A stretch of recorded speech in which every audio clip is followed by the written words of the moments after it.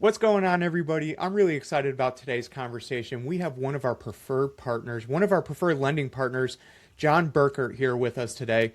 And we're just going to double click, deep dive all the way into everything lending and how it relates to Chucktown Homes. So, Jon, thanks so much for hanging out with me today. Yeah, hey, I'm looking forward to the conversation as well. I've been keeping an eye on the podcast. I like it. Good job. I appreciate it, man. So let's jump into it. Jon, how'd you get into lending, man? Tell us the story.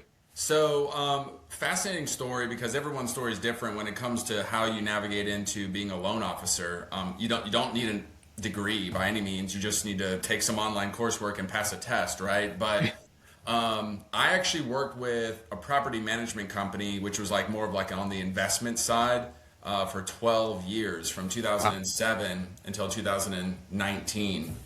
And what we were doing at that time was a lot of like seller financing or rent to own situations where someone could be making a payment towards an eventual purchase. And what I kind of fell in love with about that was number one, you were helping people. They weren't just renters, right? It wasn't just a standard rental lease 1 year and then turn and burn, right? We helped these people. We helped over 1,000 people become Wow. homeowners who were otherwise just tenants, right?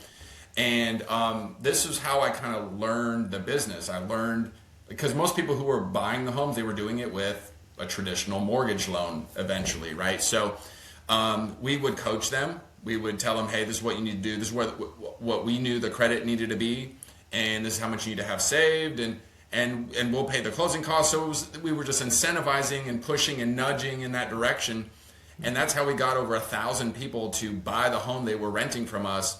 And I loved it. It was enjoyable to see people fulfill that side of the business. Now the company in 2019 got sold. Well, the portfolio got sold, and I was out of a job, and I had to figure out what I wanted to do.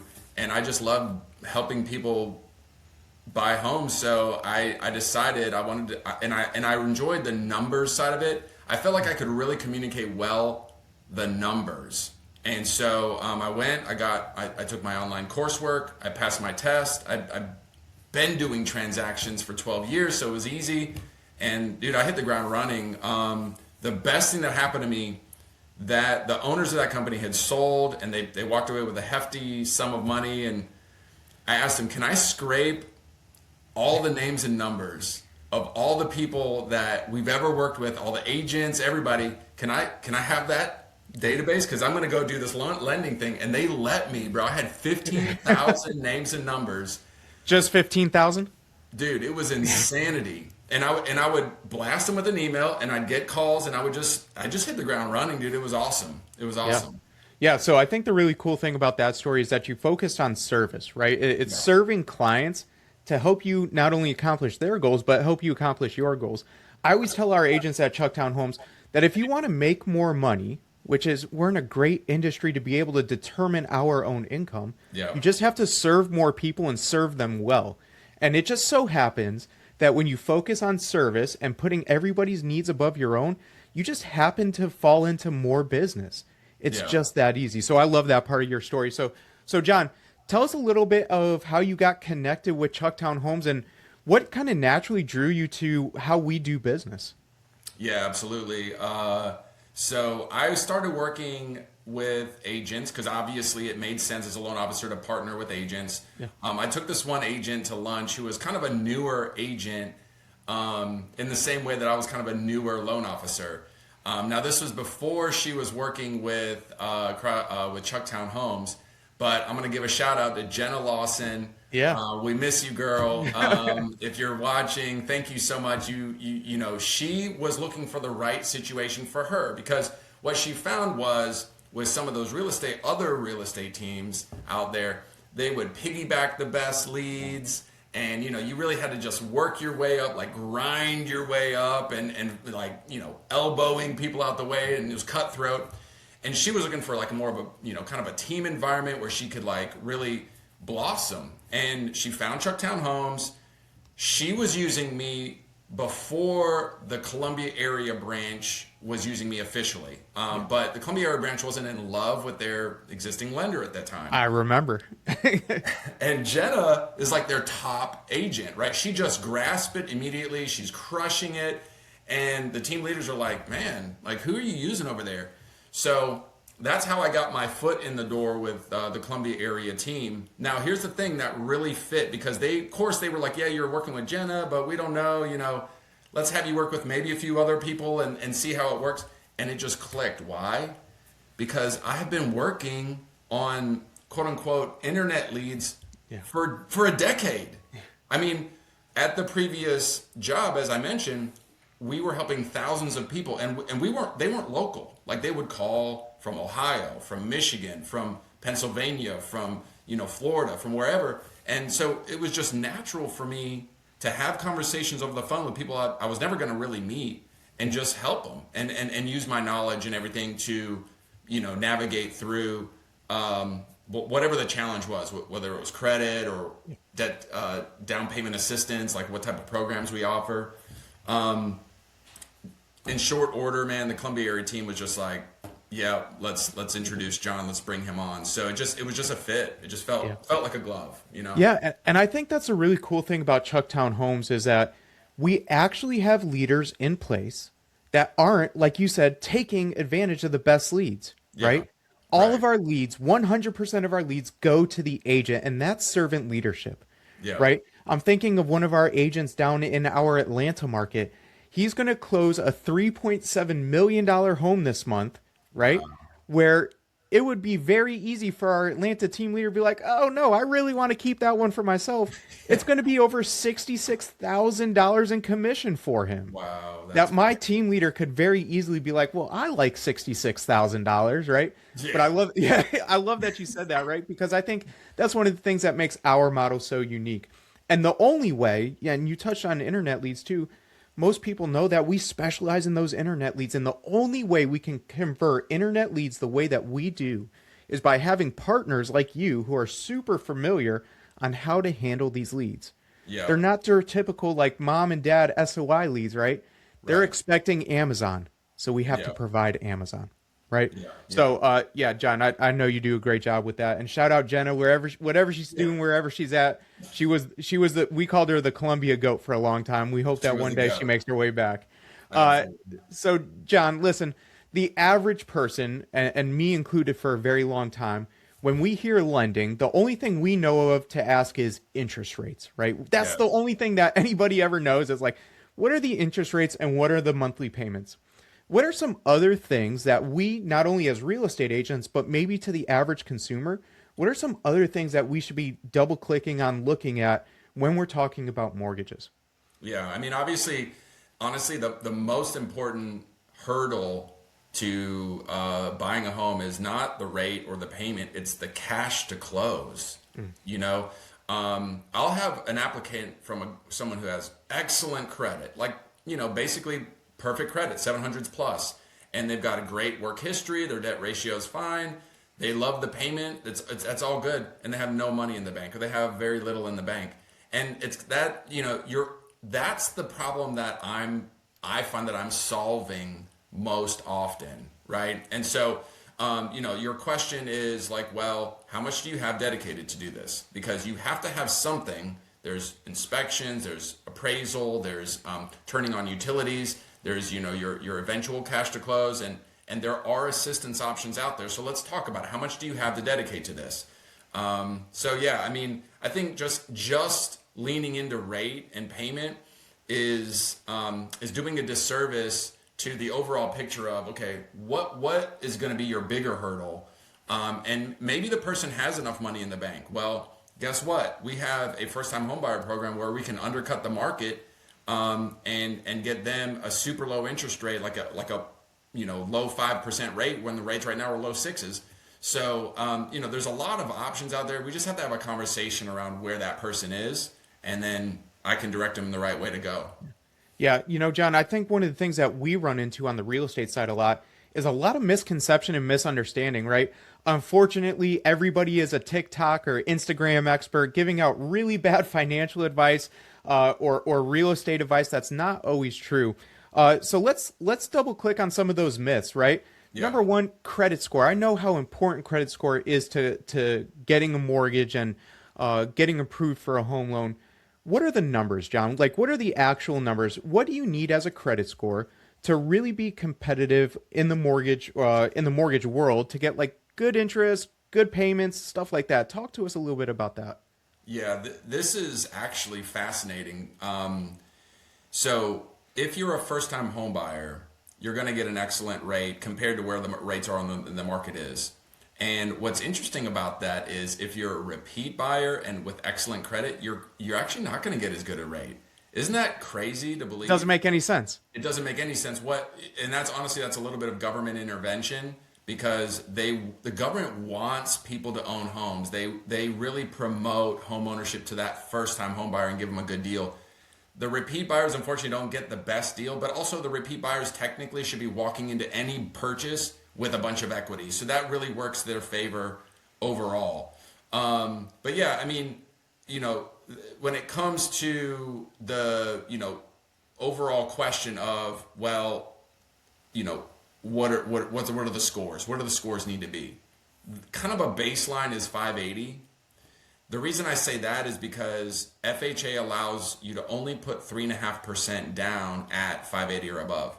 So that's a baseline, 3.5% of, let's say in my market, which is Columbia, $250,000 home, which is maybe the average price point right now, would be about $8,700. Below 850, below 580, they have to put 10% down. Wow. So think about that. Yeah. A $250,000 purchase at 10% down, that's $25,000. And by simply getting you above 580, $8,700, right? Way more manageable, right? The average person doesn't have $25,000 sitting in their bank account, right? No, not at all. Not even close. My average applicant has less than that. And again, I'm solving for cash to close. So then the question is, well, if we need to solve for assistance, right, where does the credit really need to be? And I would say that, hang on a second because somebody is You're calling me. I'm going to end that call real quick. Yeah. So from there, I would say 600s or better is ideal. There's a couple tiers. I have a decent program with down payment assistance at 600. I have an even better one at 640. I have an even better one, like the best one is at 680 or better. So those are the tiers. And I know the guidelines that those tiers require. And when I run someone's initial app on a soft pull, I can tell what their score potential could be. So they might be sitting at 630, but they have the potential with a minor, pay down of some debt to be 680. And we'll talk about that. And we'll say that's worth doing over the next 30, 60 days so that we can pursue this excellent top tier program that's going to work great for you. Yeah. John, I want to talk a little bit about that too. Chucktown Homes sold almost 2,000 houses last year. So we've talked to probably hundreds of lenders, dozens of attorneys, right? Like we have a lot of experience in this field just because of the amount of volume that we do. Yeah. Now, one of the things that we've encountered, of course, is things like, well, I'm just going to go talk to ABC Online Lending. I won't throw anybody under the bus, right? Just some, we all know the companies that we're talking about, the virtual cloud-based lender programs, right? Yeah. But what I've experienced is that maybe they might be cheaper on, say, interest rate. What they're not doing is looking at this thing as holistically, like you just mentioned, in that, hey, I'm going to look at the whole picture and see where the best fit possible is. And that way we can not only get you better interest rates and better terms, but we could get you in a better financial position, right? Yeah. With those big kind of companies, it's really churn and burn. If it's not like green light, go, you're perfect, let's get after it, it's probably not the best fit for you. So, John, what are some other things when people are shopping around mortgages, which, of course, we're always going to recommend. We're going to recommend our preferred people because we just know that Jon Buerkert is going to do the right thing 100% of the time. But again, we have to do what's always best in the client, and sometimes getting other options are. So, John, in that scenario where a client's like, hey, John's great, I also want to be talking to other people, what questions should those buyers be asking that maybe aren't like common knowledge for those clients? What should they be talking about? Yeah. Well, I think the first question should be, do you do a hard pull or a soft pull at the application stage? Yep. Hard pulls are not needed at an application stage. Okay. And if someone's doing one at the application stage, that's really more of like an old school, I would say, like, 1900s mentality. That's not that long ago, John. Let's chill out. I'll just say that. Yeah. But that's the first question. Do you do a soft pull? Because there's no reason to hit someone's credit hard and then they go into a home search, and that home search might take 6 months, and then they got to hit them hard again to get through underwriting. Now you've got two hard hits. Why? Waste, right? Waste of time. So that's the first thing I would say. The second thing I would say is, what program options do you have that could benefit me in the form of maybe some sort of assistance? Because there are the core four. There's VA, FHA, USDA, and conventional. And those are 90% of the business, maybe 80-90% of the business out there right now on a primary loan purchase. But each of those programs have unique layovers, what I would call like either down payment assistance programs or special tiered programs that can offer additional things. Is your lender able to offer those?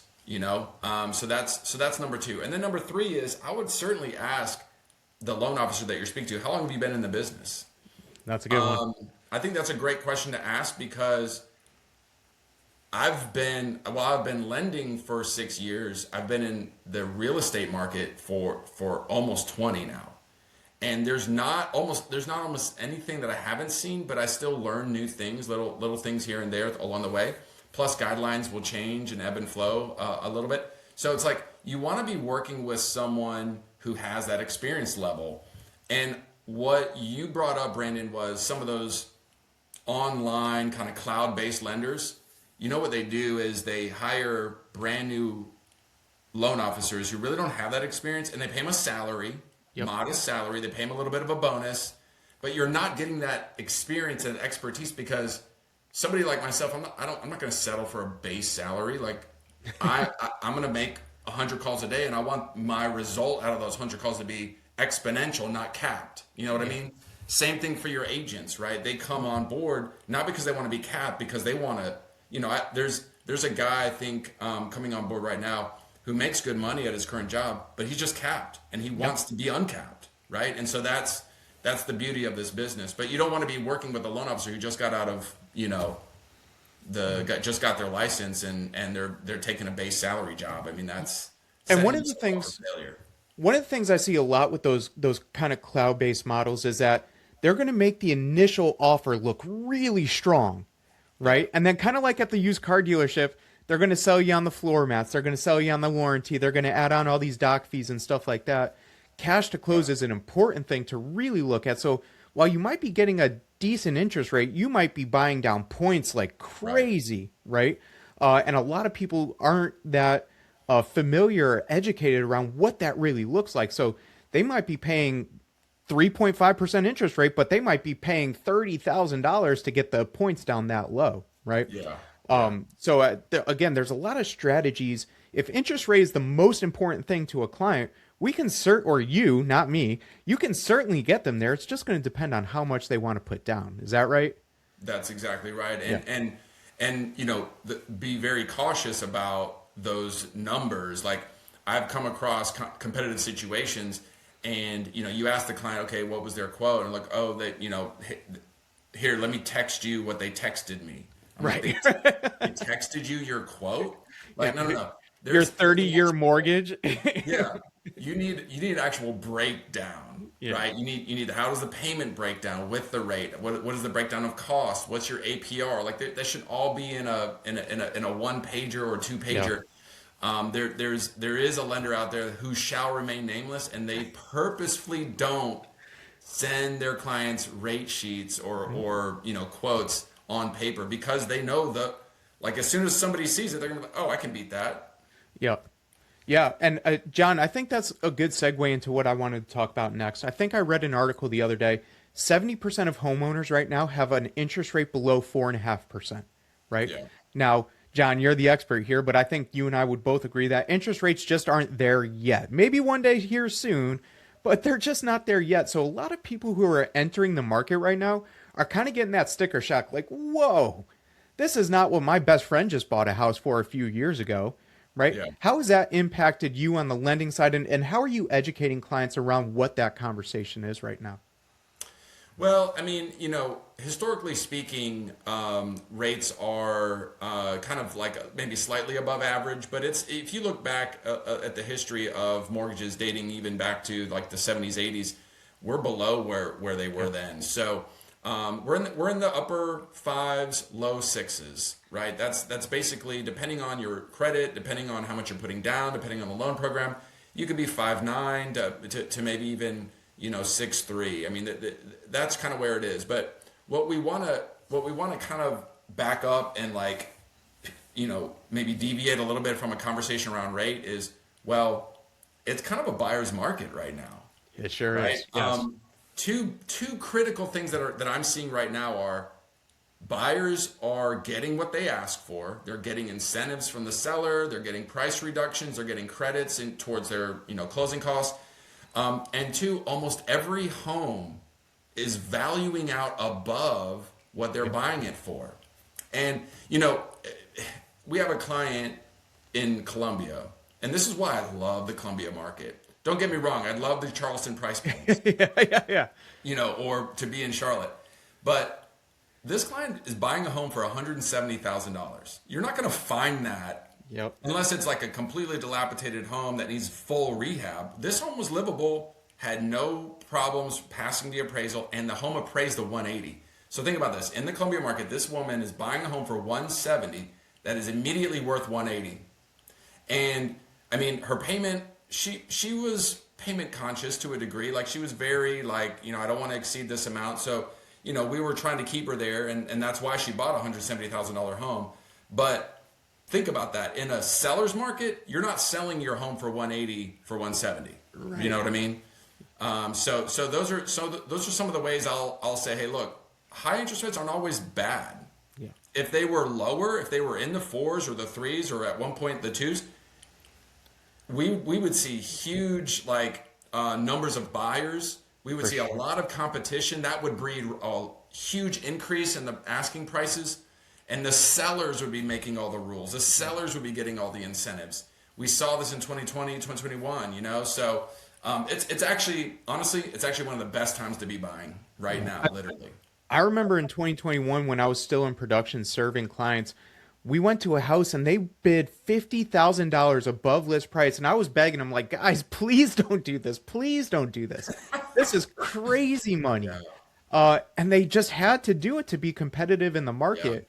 Yeah. And guess what? They still lost that offer, right? So, Wow. I don't know everything, but if we see interest rates drop to those high threes, low fours again here soon, it is going to be an absolute feeding frenzy in the market.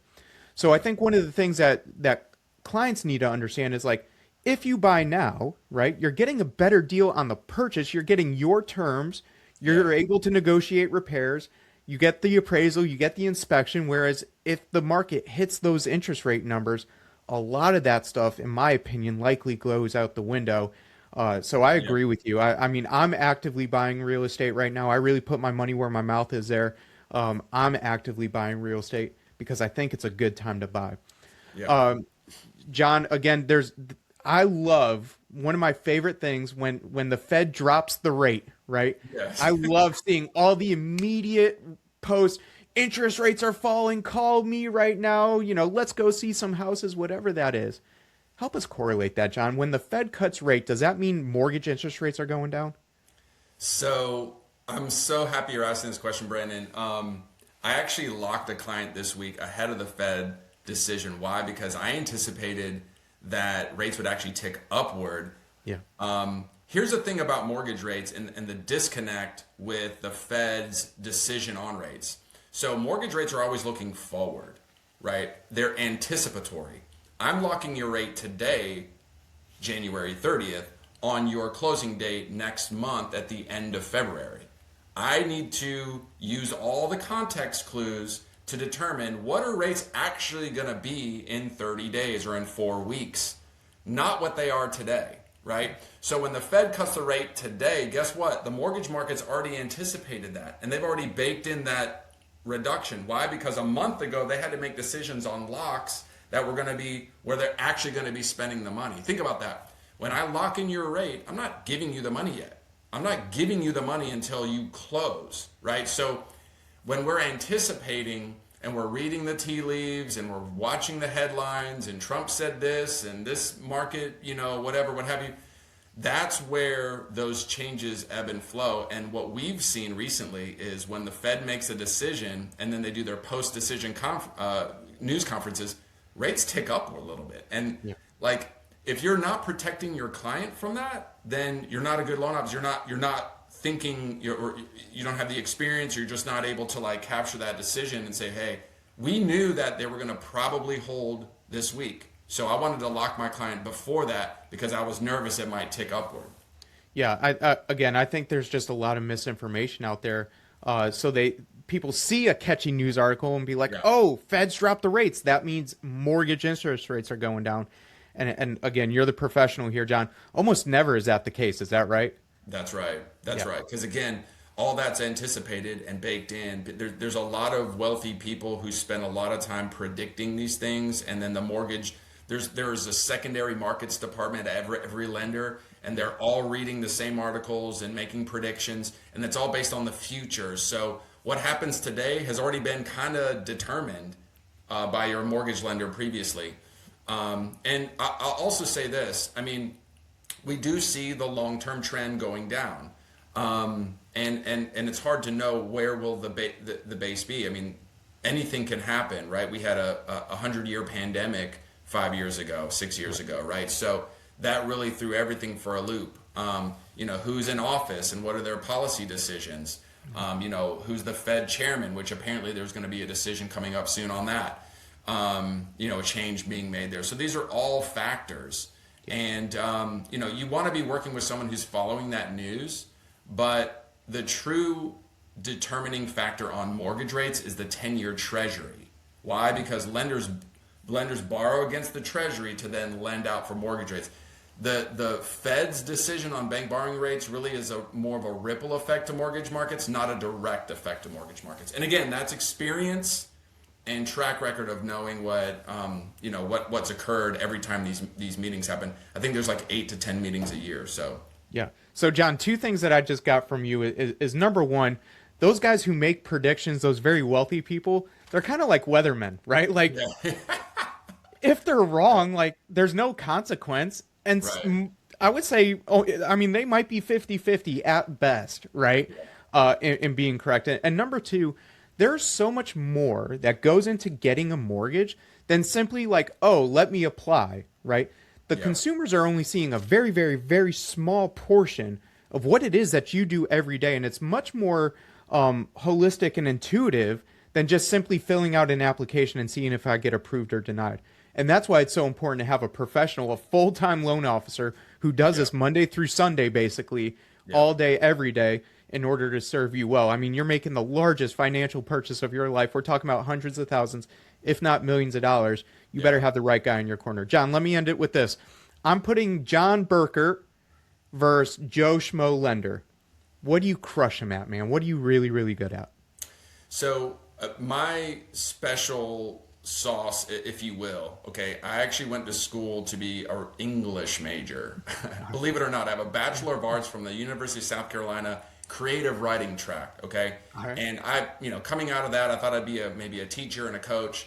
I really fell in love with sales, and I fell in love with obviously the ability to earn a living that's not capped, but also the ability to communicate with a client and help them navigate a difficult, complex financial decision, right? And so my ability to write an email coherently, to text someone back a comprehensive answer that's going to be understood, my ability to talk numbers with somebody over the phone, explaining rates, principal, interest, taxes, insurance, how it all adds up. I can't tell you how many times I talked to a client and they just have I don't know why I wasn't approved. Okay, well, what did the lender say? Oh, I didn't really say anything. Like, I'm baffled because when I take a client through an application post-app interview, we're talking in detail about their income. We're talking in detail about their debt. We're then calculating a debt to income ratio with the new mortgage payment layered in. They know exactly what's going on. Then they get from me a breakdown summary via email right out on the heels of the conversation. So there's no question. And that's what I do well. And I'll put myself up against Joe Blow, whatever loan officer that's out there. There's a lot of good ones out there. There's a lot of ones that are better than me, honestly, have more experience than me. But my ability to communicate, follow up, follow through, always respond, I'll put that up against anybody. Yeah, communication's key. That's true for loan officers. That's true for real estate agents, home inspectors, attorneys. Yeah. If your person is not communicating with you before they eat their next meal, go find that new person, point blank, period. So, Jon, I'm super grateful for you, man. I'm really grateful for how you show up for the Columbia team every day, how you partner with us, and just who you are as a person and serving our clients well. Honestly, when we partner with people like you, it makes us look like rock stars. So, I mean, it's a great mutual relationship, man. So I'm super grateful for you. Thanks for jumping on with me for these last 30 minutes. I think this is super helpful, not only for clients, but for real estate agents to see what it looks like to partner with a full-time professional loan officer and who makes this their living. So, Jon, I'm grateful for you. I'm thankful for you. And thanks for being here with us today. Yeah, Brendan, let me end with saying this to you as well. I've been thrilled with my relationship with Chucktown Homes. One of the things that I tell a lot of agents, the first thing I'll ask them is, how are you getting leads? Yeah. Sphere of influence, or, making some calls here or there. Like, I say, well, would you like to walk into a system?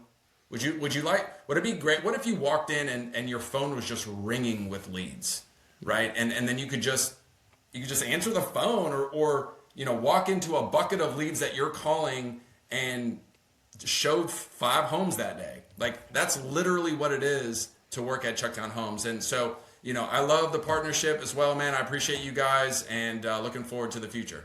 2026 is going to be an incredible year, and you're going to be a big part of it, Jon. Have a great day, guys. Thanks so much for joining us, and we'll see you soon. See you soon.